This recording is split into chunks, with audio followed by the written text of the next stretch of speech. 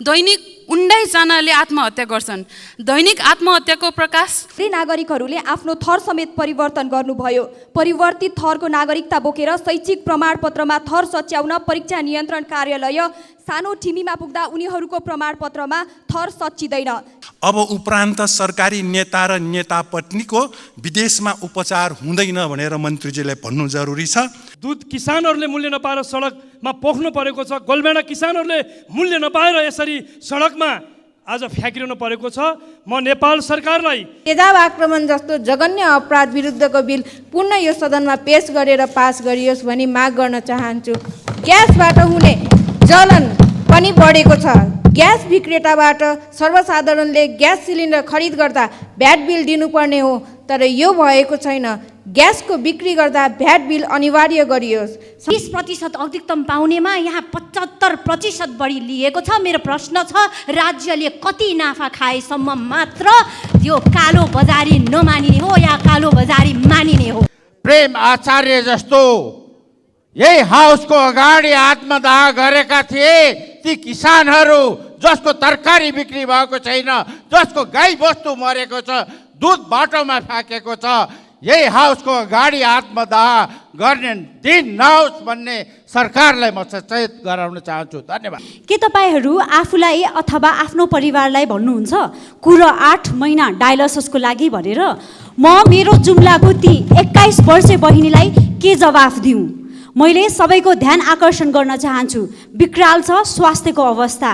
सरकारले भारतलाई दिएको नदीनाला फिर्ता नल्याएसम्म, नेपालको भूमि भारततर्फ पर्ने गरी बनाएको सीमा नक्सा खारेज नगरेसम्म, शहीद धर्मभक्त मानव प्रत्यारोपण केन्द्रको एउटा बिल छ। यो स्वास्थ्य बिमी डायलाइसिस गराइरहेका बिरामीको बिल हो। यसमा इपोफिट नामक औषधिको बिक्री मूल्य 1405 छ। नर्सहरूलाई महिनामा जम्मा 15,000 तलब दिएर राख्छौँ, अनि विदेशिँदैनन् त कसरी बाहिर गएर 2 लाख कमाउँछ, कसरी नेपालमै बस्छ भनेर कुन मुख लिएर भन्ने उहाँहरूलाई? तर सभामुख महोदय, शैक्षिक प्रमाणपत्रमा श्रीमानको थर हटाउन मिल्दैन किन? त्यस्तै सडक बालबालिका, बाल सुधार गृहमा हुर्किएका बालबालिका र माननीय सदस्य श्री बिन्दवासिनी कंसाकार। सम्माननीय सभामुख महोदय, तेजाब आक्रमणका पीडित नागरिकहरूको निःशुल्क उपचारको लागि सरकारले 4वटा अस्पताल तोकेको छ। टिचिङ, वीर, कीर्तिपुर र पाटन अस्पताल। सुषमा कोइराला जलन अस्पताललाई पनि यो सूचीमा समावेश गरियोस्। साथै तेजाब आक्रमण जस्तो जघन्य अपराध विरुद्धको बिल पुनः यो सदनमा पेश गरेर पास गरियोस् भनी माग गर्न चाहन्छु। ग्यासबाट हुने जलन पनि बढेको छ। ग्यास विक्रेताबाट सर्वसाधारणले ग्यास सिलिन्डर खरिद गर्दा भ्याट बिल दिनुपर्ने हो, तर यो भएको छैन। ग्यासको बिक्री गर्दा भ्याट बिल अनिवार्य गरियोस्। सम्माननीय सभामुख मार्फत सरकार, आयल निगम र ग्यास उद्योगको ध्यान आकर्षक गराउन चाहन्छु। धन्यवाद। सभामुख महोदय, निकै लाजमर्दो विषय उठान गर्दैछु। राज्यको ठगीको नमुना छ। मसँग शहीद धर्मभक्त मानव प्रत्यारोपण केन्द्रको एउटा बिल छ। यो स्वास्थ्य बिमी डायलाइसिस गराइरहेका बिरामीको बिल हो। यसमा इपोफिट नामक औषधिको बिक्री मूल्य 1405 छ। यसको खाली खोल पनि मसँग छ, जसमा अधिकतम खुद्रा बिक्री मूल्य 500 भारतीय यानि नेपाली 800 रुपियाँ पर्न आउँछ।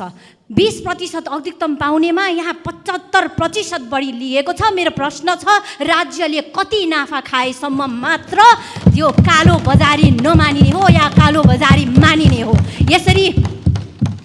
यसरी संस्थागत रूपमै नागरिकलाई स्वास्थ्य बिमाबाट भुक्तानी हुन्छ भन्नेमा ठग्न मिल्छ? हप्ताको 3 पटकसम्म डायलाइसिस गराउनु पर्ने नागरिकलाई, गरिबलाई राज्यले नै यसरी लुट्ने?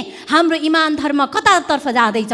स्वास्थ्य बिमा जस्तो महत्त्वपूर्ण सार्वजनिक विषयको कार्यक्रमलाई धराशायी बनाउन निजी मात्र होइन, सरकारी संस्थाको नीतिगत ठगी पनि जिम्मेवार छ। यस्ता ठगीलाई तत्कालै कारबाही गरियोस्। धन्यवाद। यो सदनमा र बाहिर नाराबारी बाजी बाहेक म धेरै कुरा सुन्दिनँ। घर्किँदै गएको समय र गहिरिँदै गएको विषयको गम्भीरता यो सदनले आत्मसात नगरेको म पाउँछु। प्राथमिकता के हो त्यसको निर्धारण त परै जाओस्। अब आउने समस्याहरू के हुन् तिनीहरूलाई हामीले छुट्याएको पनि छैनौँ र मतलब नदिएको जस्तो लाग्छ। अहिलेको बजेटले नसमेटेको र सुधार्न नसकेको भनेको एउटा प्रश्न। स्वास्थ्य भन्ने बित्तिकै अस्पताल र डाक्टर मात्रै होइन, निडरताका साथ निर्णय र दिशा लिनुपर्ने बेलामा यो बजेटले बुझाउनै सकेन। रोकथाम भर्सेस उपाय, रोकथाम र उपचार। स्वास्थ्य भनेको इन्भेस्टमेन्ट हो, एक्सपेन्डिचर होइन। यसलाई चालु खर्चकोमा राखेर चालु वर्ष घटाउँछु भनेर सोच्ने तरिका गलत हो। हाम्रो प्राथमिकता हुनुपर्ने कस्तो हो सोच्नुहोस् त। यदि आइसियुमा उचित सङ्क्रमण नियन्त्रण नीतिहरू पालना गरिँदैन भने जतिसुकै राम्रो डक्टर होस्, अब्बल डक्टर होस्, विश्व प्रसिद्ध होस्, सर्जरीको आउटकम त त्यही नै हुन्छ। गुलियो तथा ट्रान्सफ्याट भएका खानेकुराहरूको उपभोग घटाउन तथा स्वस्थ खानेकुराहरूको मूल्य कम गर्दै सबैको पहुँचमा पुर्याउन खाद्य उद्योगहरूसँग सहकार्य गर्नु महत्त्वपूर्ण थियो। सहरी विकास तथा युवा मन्त्रालयको सहकार्यमा विशेष गरी सहरी जनसङ्ख्यामा शारीरिक क्रियाकलापको वृद्धि, हामीले मधुमेह तथा उच्च रक्तचाप एनसिडी भन्छौँ नि, नन कम्युनिकेबल डिजिज, त्यो घटाउन सक्थ्यौँ। त्यसमा पनि हामीले ध्यान दिएका छैनौँ। अर्थमन्त्रीसँगको सहकार्यमा स्वास्थ्य सेवाको खर्च कसले बिहोर्ने? अहिले हाम्रो national out of pocket expenditure 54.2% छ। के त्यो एक्सेप्टेबल छ? It is one of the highest in the world. हामीले कर कसरी निर्धारण गर्छौँ त्यो पनि छलफल भएको छैन। स्वास्थ्य सेवाका लागि आवश्यक पर्ने डाक्टर र नर्सहरू अतिरिक्त अन्य जनशक्ति उत्पादन गर्न शिक्षा मन्त्रालयसँग समन्वय। हामीले स्वास्थ्यकर्मी भन्ने बित्तिकै डाक्टर मात्रै होइन भनेर कहिले बुझ्छौँ?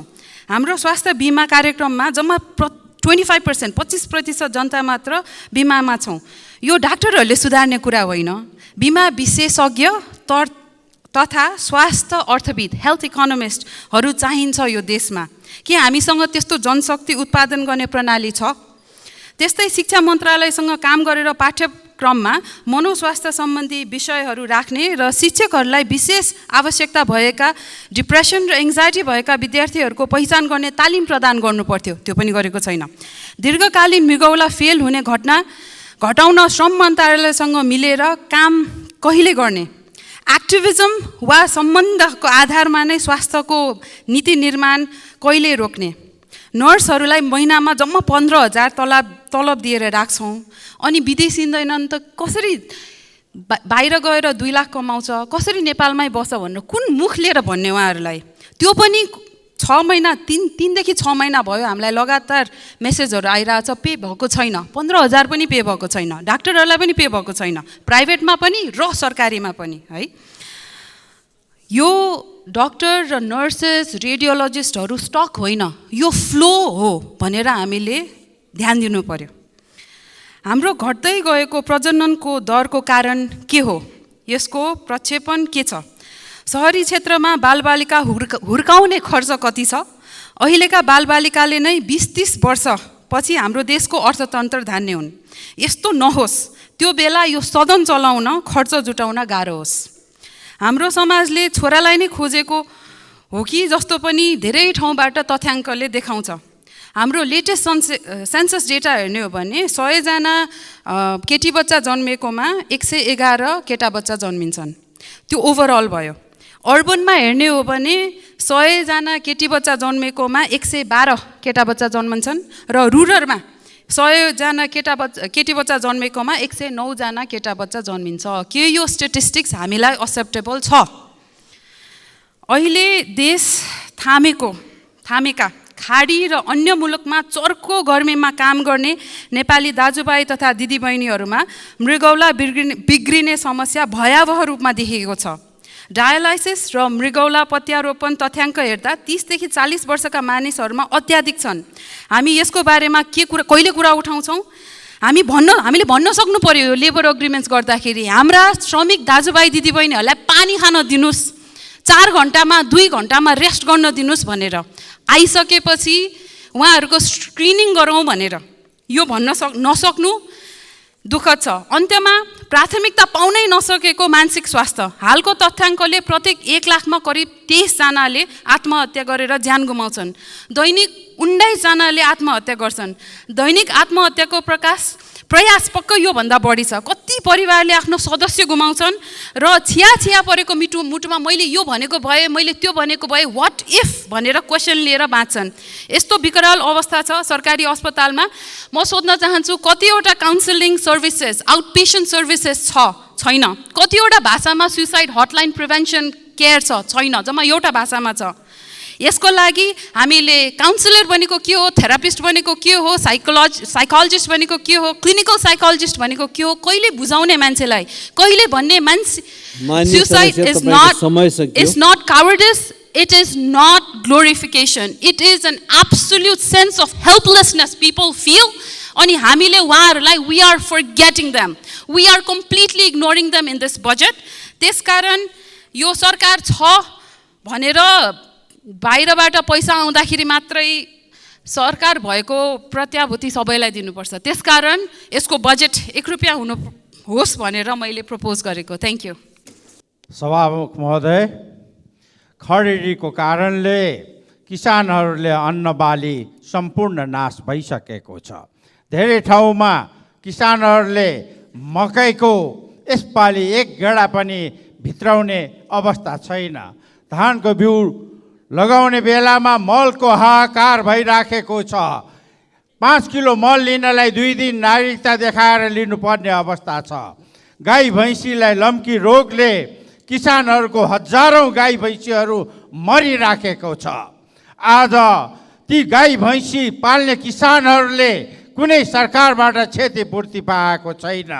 यदि यसरी नै हो भनेदेखि प्रेम आचार्य जस्तो यही हाउसको अगाडि आत्मदाह गरेका थिए ती किसानहरू जसको तरकारी बिक्री भएको छैन, जसको गाई बस्तु मरेको छ, दुध बाटोमा फ्याँकेको छ, यही हाउसको अगाडि आत्मदाह गर्ने दिन नहोस् भन्ने सरकारलाई म सचेत गराउन चाहन्छु। धन्यवाद।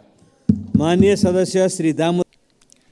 चिकित्सा शिक्षा निशुल्क दिने, लाखौं चिकित्सक तयार गरी क्युबा देशले जस्तै अभाव भएको देशमा चिकित्सक पठाउने र क्युबाले जस्तै मेडिकल टुरिज्मलाई अब सुरु गर्ने बेला ढिलो भइसकेको छ।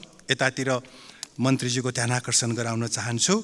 र नेपालमा रोबोट सर्जरी पनि सुरु गर्न अब विलम्ब गर्नु हुँदैन र यसकारण मेडिकल कलेज खोल्न चाहने जतिलाई, प्रतिष्ठान स्वास्थ्य विज्ञान प्रतिष्ठान चलाउन चाहने जतिलाई हामीले विधेयक पास गरेर दिनु जरुरी छ।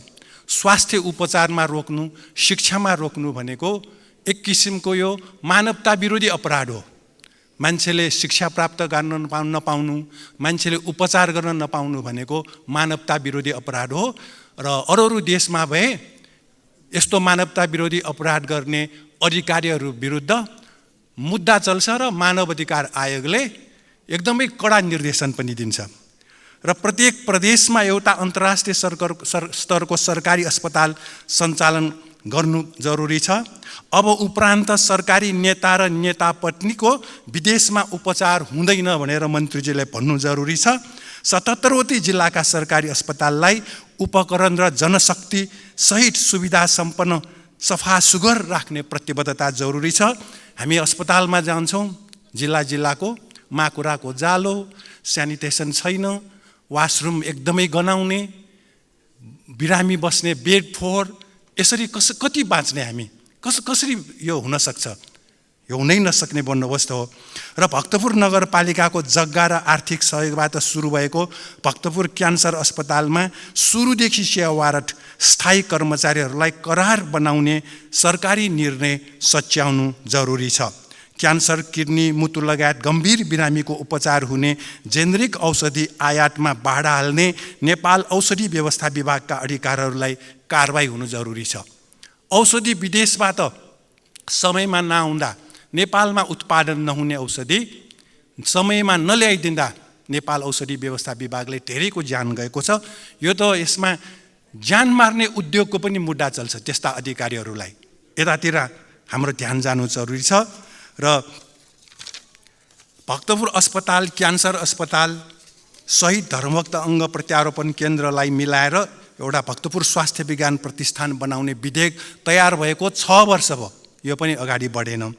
सरकारी अस्पताललाई बन्दोबस्त नगर्ने, निजी अस्पताललाई प्रवर्धन गर्ने, निजी अस्पतालमा गएर यहाँ चाहिँ विश्वस्तरको उपचार तपाईँहरूले गर्नुभयो धन्यवाद भनेर प्रधानमन्त्री मन्त्रीहरू फर्कने। आफूले चलाएको सरकारी अस्पतालको स्थिति के छ? वीर अस्पतालमा माकुराको जालु छ, त्यतातिर ध्यान जानुपर्छ सरकारको। मित्र देशहरूले रोटी काटेर पठाएको कोभिड-19 विरुद्धको खोप खेर फाल्ने अधिकारीहरूलाई कारबाही हुनु पर्यो र खरिद गरिएको स्वास्थ्य उपकरणहरू सञ्चालन नगर्ने देशभरिका अस्पतालहरूका अधिकारीहरूलाई पनि कारबाही हुनुपर्छ। स्वास्थ्य बिमालाई प्रभावकारी बनाउने र निःशुल्क स्वास्थ्य उपचारको व्यवस्था गर्नु जरुरी छ। भक्तपुर नगरपालिका अन्तर्गतको 100 बेडको अस्पतालको लागि 1 करोड 3 लाख बजेट विनियोजन गरिएको, जनसङ्ख्या अनुसार पुग्दो नभएकोले यो रकम 753 पालिकामध्ये पनि सबभन्दा कम स्वास्थ्य मन्त्रालयबाट विनियोजन भयो। जनसङ्ख्या अनुसार भएन, सेवा अनुसार भएन। भक्तपुरमा काठमाडौँ उपत्यकामा 77 जिल्लाका मान्छे आउँछन्, उपचार सबैले पाउँछन्, तर बजेट विनियोजन पुगेन। र सङ्घीय मामिला अन्तर्गत म खर्च कटौतीको प्रस्ताव पेश गर्न चाहन्छु। राष्ट्रिय प्राकृतिक स्रोत तथा वित्त आयोगले स्थानीय तहलाई सामान्यीकरण अनुदान सिफारिस गर्दा कुनैलाई आवश्यकताभन्दा 300 गुणा बढी र कुनैलाई आवश्यकताको 7% गरेको सवारी साधन कर करमा सडक र जनसङ्ख्यालाई 45% वनले ताकेकोलाई 10% अङ्कभार दिई बाँडफाँड गरेको, प्राकृतिक स्रोतबाट प्राप्त रोयल्टी वितरण विद्युत गृह र बाँडलाई मात्र अङ्कभार दिइएको नमिलेको हुँदा संशोधन गरेर जनसङ्ख्यालाई पनि ध्यान दिएर यो स्रोत बाँडफाँडको सिफारिस गर्नु जरुरी छ। र लोकतान्त्रिक गणतन्त्रलाई पुँजीबारी गणतन्त्र बनाई सिंहदरबार निर्वाचित राजाहरूको थलो बनाउनेहरूलाई कारबाही हुनुपर्छ। सङ्घमा 10%, प्रदेशमा 30% र स्थानीय तहमा 60% निजामती कर्मचारीको खतनपतन गर्ने दरबन्दीको बन्दोबस्त हुनुपर्छ। यो सबै सिंहदरबारमा काज भनेर यतै बस्ने, सरुवा भनेर यतै बस्ने, यसरी देशको सन्तुलित विकास हुँदैन। कर्मचारीलाई घर प्याक सरुवाको व्यवस्था गर्ने र काठमाडौँमा काज सरुवा नगर्ने प्रतिबद्धता जरुरी छ। भन्सार, मालपोत, विदेशस्थित दूतावास, राजस्व कार्यालयमा सरुवा हुने कर्मचारीसँग पैसा उठाउने अधिकारीहरूलाई कारबाही गर्नु जरुरी छ। स्थानीय तह र प्रदेशमा सोही स्थानका नागरिकलाई प्राथमिकतामा राखी कर्मचारी नियुक्ति गर्ने, पूर्वको मान्छेलाई महाकालीमा अब पालिकामा पठाइदियो, उसलाई त्यहाँको तलबले खानै पुग्दैन, त्यस्तो गर्नु हुँदैन।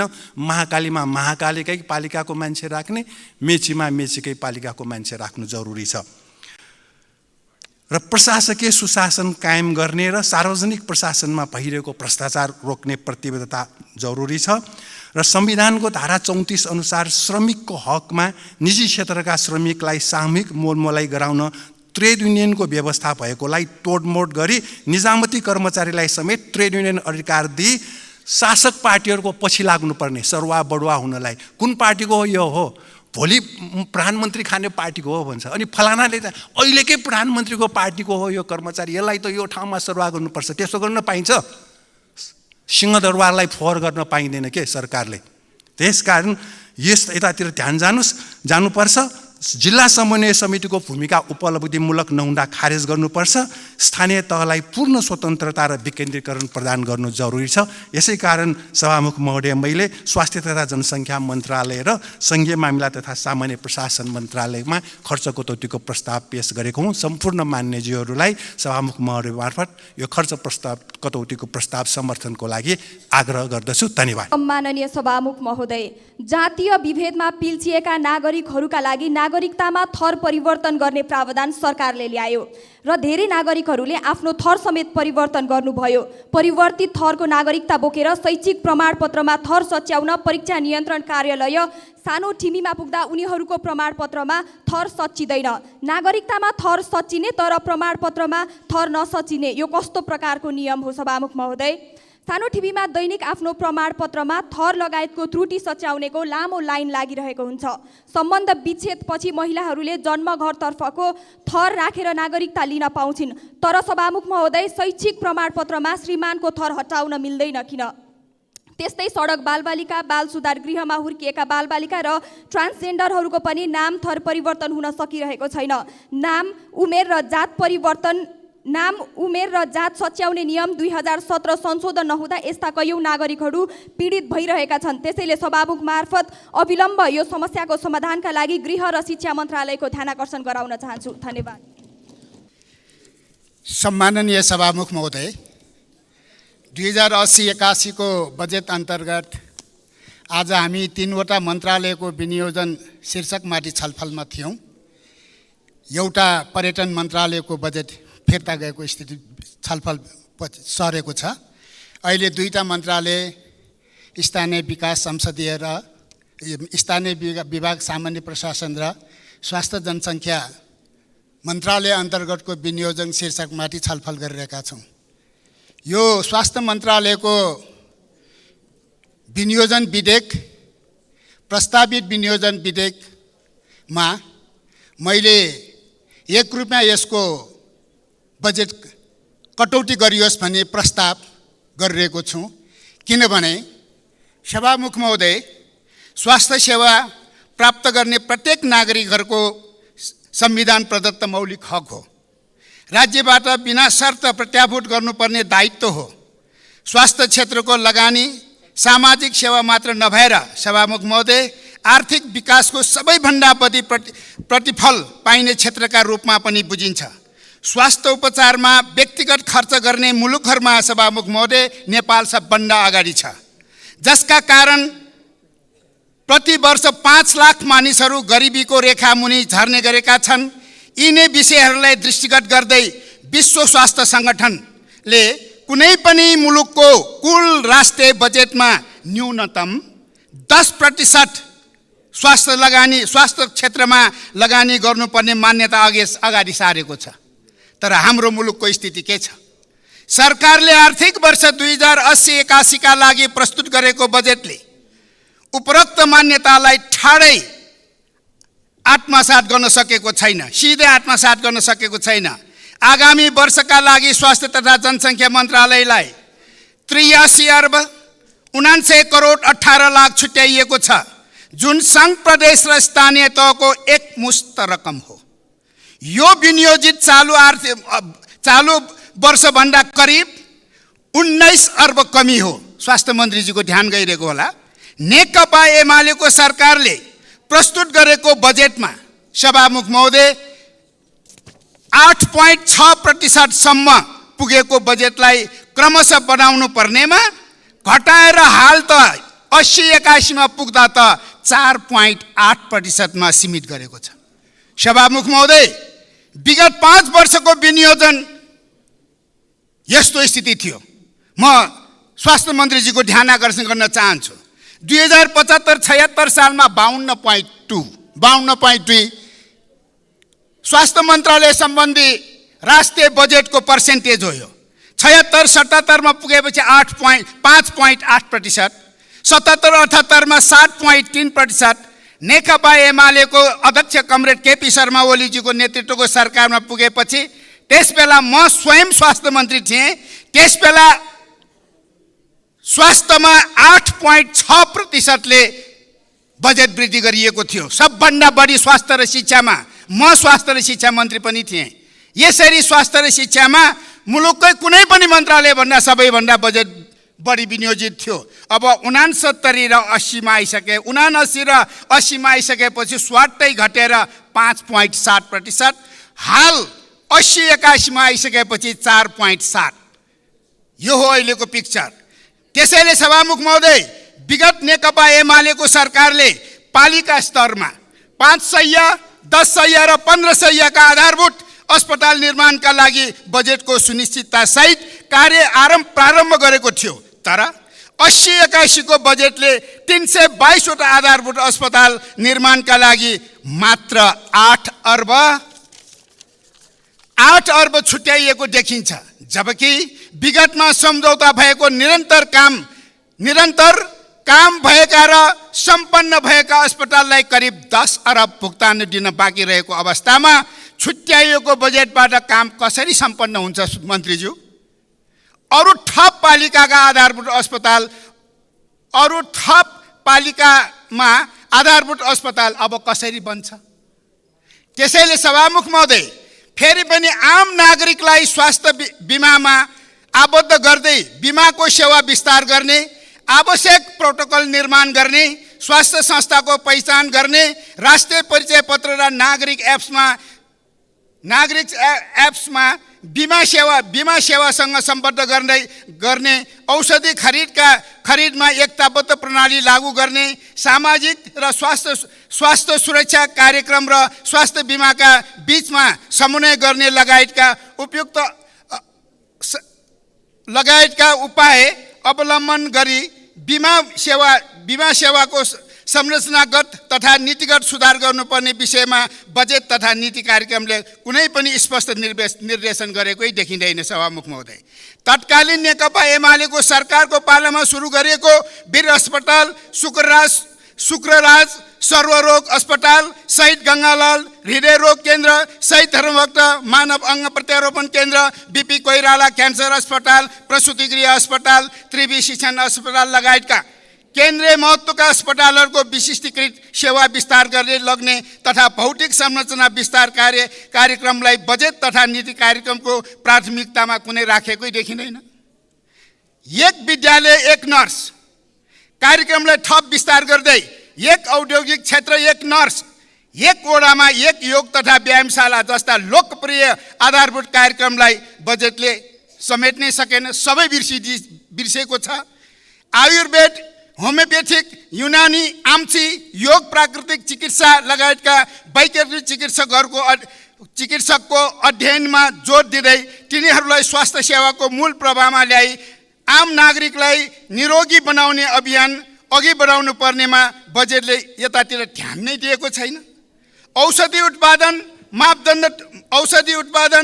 भण्डारण, ढुवानी तथा वितरणलाई व्यवस्थित गर्दै सङ्घीय सरकारबाट निर्धारण गरेको दर रेट र गुणस्तरको औषधि उपकरण प्रदेश तथा स्थानीय तहले खरिद गर्ने कानुनी प्रावधान गरी औषधिमा हुने अनियमितता र कालो बजारलाई अन्त्य गर्नुपर्ने विषयमा बजेट वक्तव्य मौन छ। आधुनिक औषधि उत्पादनमा आत्मनिर्भर हुनका लागि सभामुख महोदय, सरकारी, निजी तथा गैर सरकारी औषधि उद्योगको स्थापना, विकास र विस्तारमा सहयोग तथा सहजीकरण गर्दै औषधि उत्पादन गरी निर्यात गर्ने कम्पनीहरूलाई सहुलियत दिने साथै सबै अस्पतालभित्र फार्मेसी सेवालाई एकरूपताका साथ सञ्चालन गर्ने जस्ता अनिवार्य विषयहरू पनि बजेटले समेट्नै सकेको छैन। सभामुख महोदय, नेपाल औषधि लिमिटेडको क्षमता अभिवृद्धि गर्न बजेटले कुनै व्यवस्था गरेकै छैन। नेपालमा हाल वार्षिक 3000 भन्दा बढी व्यक्तिहरू सडक दुर्घटनाबाट अकालमा मृत्यु हुने गरेको छ। सभामुख महोदय, यसबाट मुलुकको करिब 3% जीडीपी गुमाइरहेको छ। दुर्घटना पश्चात राजमार्ग छेउछाउमा ट्रमा सेन्टरहरू स्थापना गर्न लाग्ने पूर्ववर्ती सरकारले प्रतिबद्धता समेत भुलेको छ। बजेटले यस विषयमा ध्यान नै दिएको छैन। त्यसैले सभामुख महोदय, स्वास्थ्य कर्मीहरूको समायोजनको समस्याका कारण 10,000 स्वास्थ्य कर्मीहरू प्रताडित भइरहेका छन्। करिब 2000 भन्दा बढी स्वास्थ्य कर्मीहरूले विगत झन्डै 6 महिनादेखि नियमित पाउनुपर्ने पारिश्रमिक नै पाएका छैनन्। स्वास्थ्य सेवा प्रदान गर्नु राज्यको प्रमुख दायित्व मानेर जनसङ्ख्या र भूगोलको आधारमा जनशक्ति तथा पूर्वाधार निर्माण गर्नुपर्दछ। यी लगायतका विषय हल गर्न सङ्घीय स्वास्थ्य सेवा ऐन छुट्टै बनाउनु पर्ने देखिन्छ, तर बजेट वक्तव्यमा यस्ता विषयहरूमा कुनै महत्त्व दिएकै देखिँदैन। सभामुख महोदय, राष्ट्रिय तथ्याङ्क कार्यालयले हालै 2078 को जनगणना प्रतिवेदन सार्वजनिक गरेको छ। प्रतिवेदन अनुसार 34 जिल्लामा जनसङ्ख्या वृद्धि ऋणात्मक रहनु, बसाइसराई तीव्र देखिनु, लैङ्गिक अनुपातमा बदलाव देखिनु, उमेर समूहको संरचनामा परिवर्तन देखिनु लगायतका विषयले स्वास्थ्य तथा जनसङ्ख्या क्षेत्रको नीति निर्माणमा के कस्ता प्रभाव पर्दछ भन्ने कुरामा बजेट तथा नीति कार्यक्रमले कतै उल्लेख गरेको देखिँदैन। सुर्ती र मदिरा जनसङ्ख्याका लागि हानिकारक वस्तु हुन्। यस्तो उत्पादन, वितरण र उपयोग सरकारले कडाइ गर्नु पर्थ्यो। 142 देशले हस्तान्तरण गरेको WHO को framework convention to tobacco control महासन्धिको नेपाल पनि पक्ष राष्ट्र हो। हालै नेपालमा भएको विश्व स्वास्थ्य सम्मेलनमा स्वास्थ्य मन्त्री स्वयं सहभागी भई सुर्तीजन्य पदार्थमा क्रमशः 75% भन्दा बढी कर बढाउँदै लग्ने प्रतिबद्धता व्यक्त गर्नुभएको, तर मन्त्रीजीको ध्यान गर्न चाहन्छु, लगत्तै प्रस्तुत बजेटमा यस विषयमा उदारता देखाएर सरकार जनस्वास्थ्यमा संवेदनशील छैन भन्ने प्रश्न गरेको छ र अन्तर्राष्ट्रिय प्रतिबद्धतालाई समेत ठाडै भुलेको छ। सुर्तीजन्य पदार्थमा सभामुख महोदय, श्रीलङ्काले 77% कर लिन्छ, भारतले 57% कर लिन्छ। दुर्भाग्य हाम्रो मुलुकको 33% मात्रै कर लगाइएको छ। यसबाट सिधै जनस्वास्थ्यमाथिको चाहिँ नि यो खेलबाड गरेको देखिन्छ। त्यसैले यस्तै कोभिड-19 जस्तै भविष्यमा आउन सक्ने विविध प्रकारको महामारी, कुनै पनि प्रकारको सर्वरोगको नियन्त्रण, डेङ्गु लगायतका रोगबाट नागरिकको रक्षा, खोपको सर्वसुलभता लगायतका विषयमा पूर्व तयारी, संरचनागत व्यवस्था तथा जनशक्ति र उपकरणको प्रबन्ध गर्नुपर्ने विषयमा, यस्तो महत्त्वपूर्ण विषयमा यो सरकारको कुनै ध्यान गएकै देखिँदैन। सभामुख महोदय, हालै प्राप्त स्वास्थ्य सूचाङ्कले नसर्ने रोगको भार बढ्दै गएको देखिन्छ। नसर्ने रोगको अत्यन्तै गरुङ्गो ढङ्गले यसको भार बढ्दै गएको देखिन्छ। त्यसका लागि प्रत्येक प्रदेशमा मुटु, मृगौला, फोक्सो, कलेजो, क्यान्सर र मानसिक लगायतका रोगहरूको उपचार र रोकथामको लागि विशिष्टीकृत अस्पतालहरू निर्माण गर्दै लानुपर्नेमा बजेटले यतातिर सम्झनै सकेन। त्यस्तै अन्तमा संविधानको धारा 35, सभामुख महोदय सकिनै लाग्यो, मैले अन्तमा भनिसकेँ। अन्तमा यो बुझेर ठ्याक्क मिलाएर ल्याएको सभामुख महोदय। अन्तमा संविधानको धारा 35 मा व्यवस्था भएको स्वास्थ्य सम्बन्धी मौलिक हकको कार्यान्वयन तथा गरिब र धनी बीचको खाडल कम गर्दै न्याय र समानता स्थापित गरी समाजवादको आधार तयार गर्ने संविधानको प्रस्तावको कार्यान्वयनमा आर्थिक वर्ष 2080-81 को बजेटले उल्लेख्य योगदान गर्न नसक्ने कुरा प्रष्ट छ सभामुख महोदय। त्यसकारण यो स्वास्थ्य मन्त्रालय सम्बन्धी विनियोजन विधेयकको शीर्षकमाथि फेरि पनि सभामुख महोदय मार्फत यो सम्माननीय संसदमा 1 रुपैयाँ यसको बजेट कटौती गरियोस् भन्ने प्रस्ताव राख्न चाहन्छु। धन्यवाद। सभामुख महोदय, सरकारले भारतलाई दिएको नदीनाला फिर्ता नल्याएसम्म, नेपालको भूमि भारततर्फ पर्ने गरी बनाएको सीमा नक्सा खारेज नगरेसम्म, अखण्ड भारत नक्सा खारेज नगरेसम्म भारतले नेपाल विरुद्ध थिचोमिचो रोक्ने छैन, चुरे दोहन पनि रोक्ने छैन। नेपाललाई नपुग्दै भारतलाई 300-400 मेगावाट बिजुली बेचिन्दाको परिणाम त यो संसदले अहिले भोगिरहेको छ नि सभामुख महोदय। र अमेरिकाले युक्रेनमा सेना र हतियार तैनाथ गरेसम्म रुस युक्रेन तनाव। सदस्य श्री विनिता कठायत।